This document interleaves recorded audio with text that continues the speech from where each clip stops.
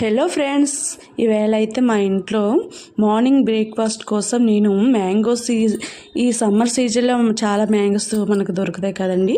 నేను సింపుల్గా అయిపోతుంది అనేసి మ్యాంగో పులిహోర చేస్తున్నాను. ఈ మొత్తం మనం పులిహోరలు ఏవేవి వేస్తాం అన్ని ఐటమ్స్ వేసేసానండి.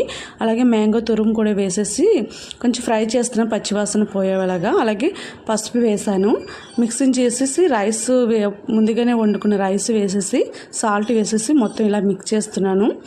అంతే, చాలా చాలా సింపుల్గా అయిపోతుంది కదండి. మన ఆడవారికి చాలా సింపుల్గా అయిపోయేవి ఇలాంటి వంటలేనండి.